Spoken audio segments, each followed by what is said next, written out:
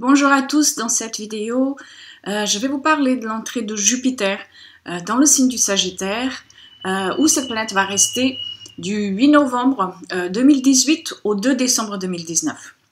Cette vidéo concerne donc tous les signes dans un contexte général. Et si vous souhaitez ensuite avoir plus de détails par signe, vous pourrez acquérir le projet Quintessence du mois de novembre 2018 dans mon site internet et vous trouverez le lien ici dans la barre d'information. Nous sommes donc en train de terminer le cycle de Jupiter en Scorpion. Jupiter reste à peu près un an dans chacun des signes et le 8 novembre 2018, cette planète va donc entrer dans le signe qu'elle gouverne. C'est un retour à la maison en quelque sorte. En Scorpion, Jupiter a mis l'accent sur les thématiques liées à cet archétype dès son entrée de ce signe, avec par exemple, pour ne nommer qu'un exemple, l'affaire Weinstein et le mouvement MeToo, qui a permis de ramener à la conscience et de dévoiler ce que tout le monde sait, mais ne souhaite pas voir ou traiter, en ce qui concerne les abus de pouvoir, le sexe, les pulsions, les peurs, la manipulation, le contrôle, etc. Donc des thématiques liées à l'archétype du Scorpion. Le Scorpion étant un signe féminin et de l'élément eau, l'émotionnel a été le moteur de ce passage de Jupiter en Scorpion qui a permis donc de purger et de purifier, ou en tout cas de faire parler de sujets considérés comme tabous pour ensuite essayer de les transformer. Pareil, dans nos vies personnelles, nous avons été d'une manière ou d'une autre, plus subtilement ou plus fortement pour d'autres, confrontés à ces mêmes thèmes. Nous avons été demandés de plonger fortement en nous pour aller contacter l'ombre qui fait aussi partie de nous. La relation et la confiance en l'autre ont été fortement mises en lumière avec ce passage de Jupiter en Scorpion, tout autant que le besoin de renaître à la force de vie. Et ici en Scorpion, c'est en passant par des morts et des deuils qui finissent par nous faire entrer dans le chemin de la métamorphose. Maintenant que Jupiter est descendu dans les profondeurs de son frère Hadès, il va falloir revenir à la surface du monde pour remplir le vide laissé par tant de dépossession. En Sagittaire, Jupiter est à la maison. Ici, dans ce signe de feu et intuitive, l'ambition est alimentée par la foi et par l'idéal. Après être passé par le cycle de mort, de renaissance, Jupiter va donc maintenant nous éveiller à la nécessité de s'accrocher à la vie et de la redéfinir. Le lien qui existe entre l'archétype de Jupiter et la foi et les croyances vient du fait que nous venons des profondeurs du Scorpion pour aller vers les cieux de Jupiter. C'est un voyage intense et pas toujours facile à entreprendre, mais qui sera nécessaire afin de remplir le réceptacle d'autres vérités. Alors, il ne sera pas vraiment étonnant de voir fleurir dans le courant de l'année qui arrive peut-être une course effrénée au développement de toutes sortes, car maintenant il va falloir d'une certaine manière ramener dans la société ce que l'on a appris dans les profondeurs, dans les ombres. Il va falloir aussi aller à la recherche de nouveaux modes de penser, d'agir dans la vie. Jupiter est la loi, c'est la planète liée à la constitution de nouvelles législations, nouvelles normes, nouvelles réglementations. Des questions d'éthique aussi pourront être plus présentes maintenant. Mais Jupiter en Sagittaire et en énergie lumière est aussi le symbole de ce qui est encore inexploré. Cette planète, et encore plus dans son signe ici, symbolise l'envie d'aller voir ce qui se passe ou se fait ailleurs. C'est le besoin de s'imprégner d'autres cultures, d'autres philosophies de vie. C'est aller par-delà notre vision parfois étriquée, c'est contacter le goût de l'aventure et du risque. C'est véritablement sortir de sa zone de confort afin de gagner en vision. C'est aussi aller vers l'exploration d'une nouvelle forme de liberté. Tout cela pourra donc amener plus de personnes à se lancer dans des activités ou dans des chemins de vie qui, d'une manière ou d'une autre, parle de liberté, d'inconnu, d'indépendance. L'archétype de Jupiter en Sagittaire nous donne la possibilité de nous relier à une nouvelle stimulation ou motivation afin de mener à bien certaines concrétisations. Il y a un grand potentiel optimiste dans cette énergie qui, comme le sigle du Sagittaire l'indique, est symbolisé par une flèche. C'est donc le signe de l'archer et de la nécessité de découverte et d'exploration, la nécessité de retrouver à nouveau du sens, le tout motivé par une foi, soit-elle intérieure ou extérieure.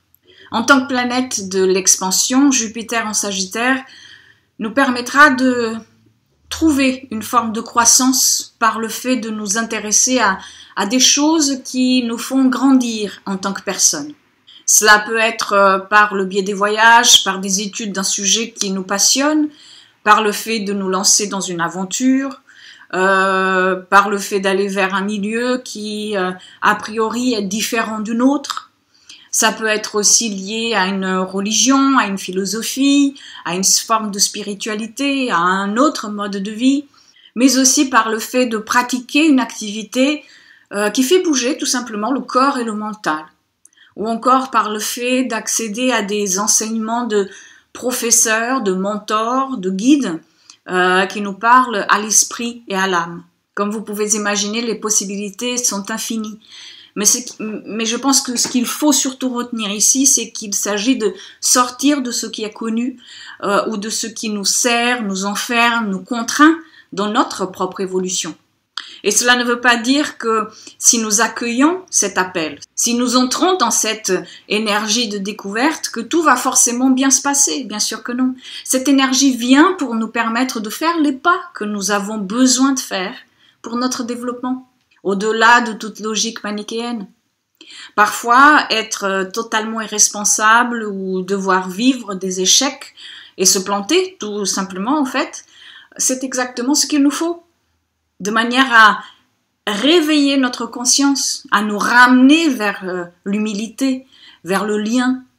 C'est pour ça aussi que l'astrologie est faite pour accompagner dans les cycles de vide et de plein, et non pas pour nous dicter un mode d'emploi à suivre.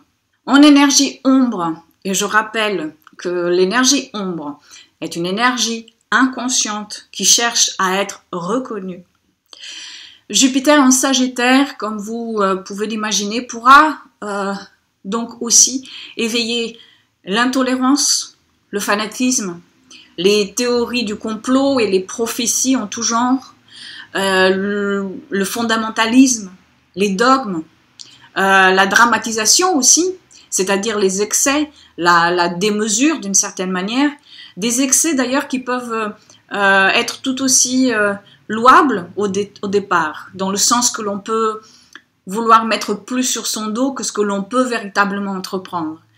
C'est-à-dire une forme d'optimisme en ce qui concerne nos propres capacités, mais qui finit peut-être par se révéler préjudiciable pour soi ou pour les autres, ou voire pour un projet, parce que c'est une forme d'optimisme disproportionné par rapport à la réalité du moment.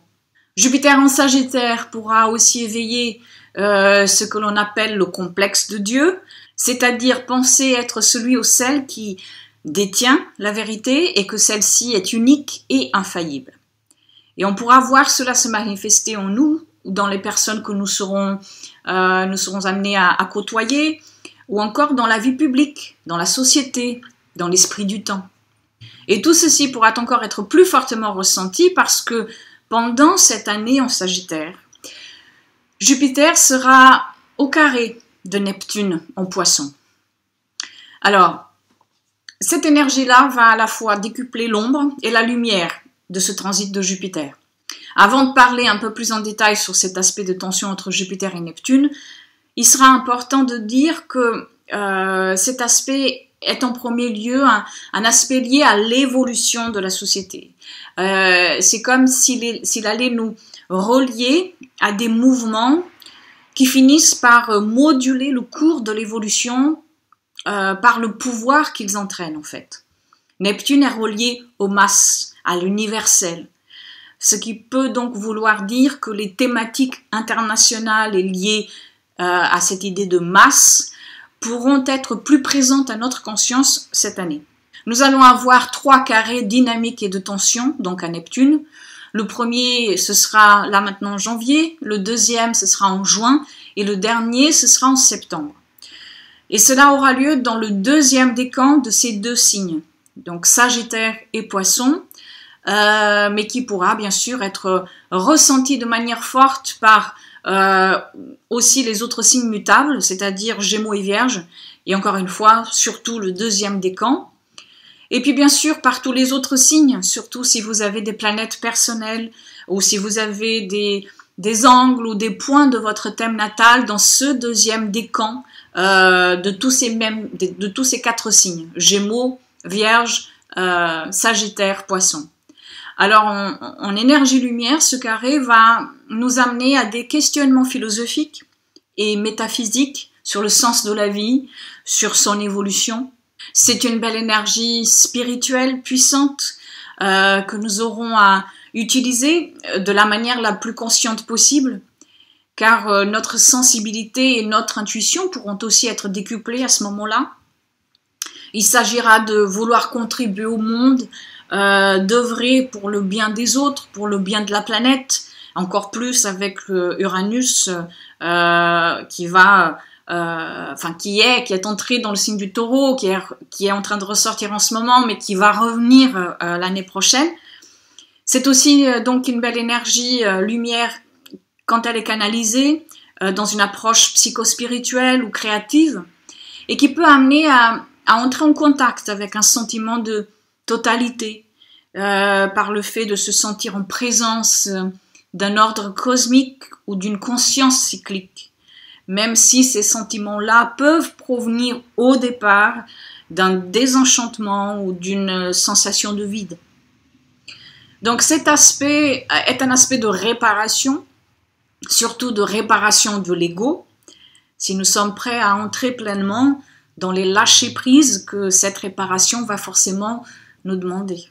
Et bien sûr, ce même aspect pourra être ressenti de manière différente, et cela dépendra du contexte de vie, du niveau de conscience aussi de chacun, car cette énergie va forcément éveiller à des désillusions, à des confusions, à des mensonges, à un sentiment de vide que l'on pourra ressentir comme étant impossible à combler, ou encore être témoin d'injustice ou de ne pas arriver à supporter des sacrifices ou des souffrances dans sa vie personnelle ou que l'on voit dans la société. Cet aspect pourra également mettre en avant une incapacité à s'imposer ou à poser des limites. Et c'est très important en fait de comprendre ça, parce que si cet aspect de Jupiter-Neptune est vécu de cette manière, sans arriver à se poser des limites, il peut amener à des abus de confiance ou encore à vouloir suivre des idéologies ou des personnes qui sont-elles imprégnées par le complexe de Dieu dont je vous parlais, et vivre ensuite bien sûr des illusions, des pertes ou autres. Donc cet aspect pourra aussi éveiller encore des crises, encore plus les crises qui traversent déjà les religions, ce qui va certainement être encore plus mis en avant pendant la traversée de Jupiter en Sagittaire, et encore plus lors de ces carrés à Neptune dans le courant de l'année 2019. Donc cet aspect entre Jupiter et Neptune peut aussi réveiller notre rapport aux addictions et à tout ce qui permet d'une manière ou d'une autre de fuir ce qui n'est pas joyeux ou optimiste. Donc la solution est comme toujours dans l'acceptation de ressentir la totalité des paradoxes qui composent la vie et être capable d'y voir dans ces paradoxes-là de la croissance pour ensuite œuvrer chacun et chacune à notre niveau.